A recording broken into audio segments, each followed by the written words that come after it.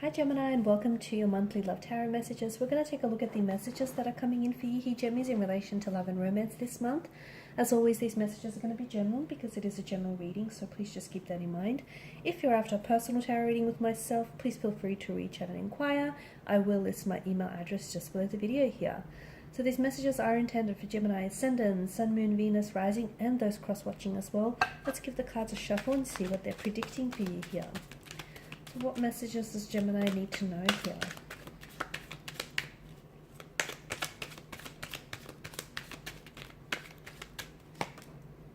Okay, Judgment, Gemini.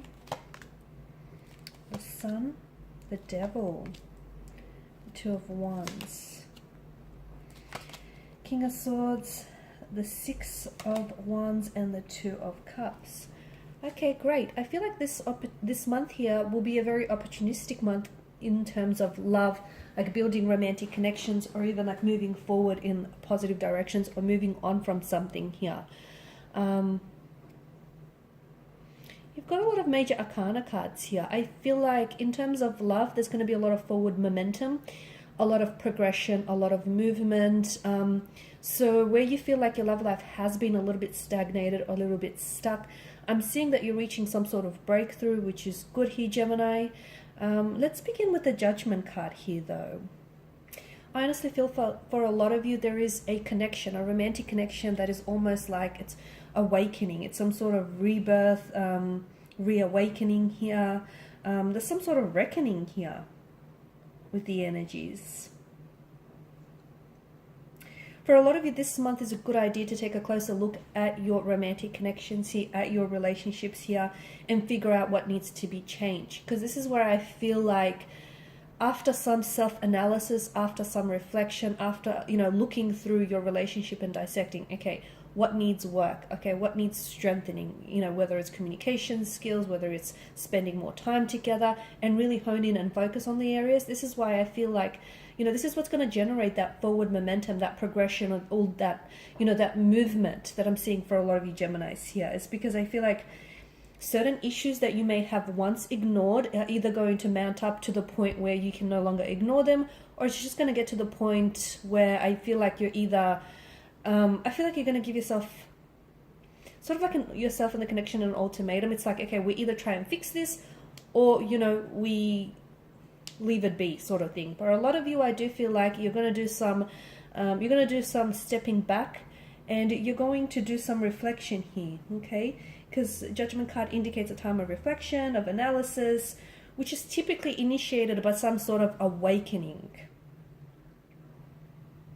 And you'll have the chance to make adjustments. It's also important to keep communication really open with your romantic connection. So if something is troubling you here, Gemini, if something is worrying you, don't bite your tongue, okay? It's important to keep that channels of communication open here, because any changes, it doesn't matter how big or small these changes, they're going to have a very significant impact on your relationship here. For some of you, I'm seeing, Gemini, that your past actions, okay, whether good or bad, they're either catching up to you or to a romantic, connecting romantic energy. So if someone has done you wrong in the past, I'm seeing like karmic justice catching up to them. So someone's past actions here could also be yours, though. If you feel like, you haven't done right by someone,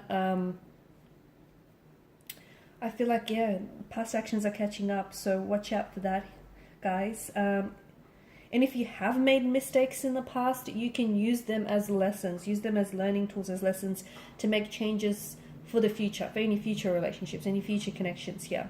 Overall, I feel like the month is going to be very positive. I mean, you've got the Sun card. I feel like it's going to be very optimistic, especially in areas of love. I'm seeing a lot of growth. I'm seeing a lot of opportunities for changes, to make readjustments. There's a lot of nourishment, so, and abundance, because Sun is vitality, Sun is life.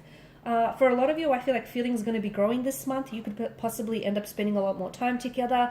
Maybe the two of you could be getting really close here.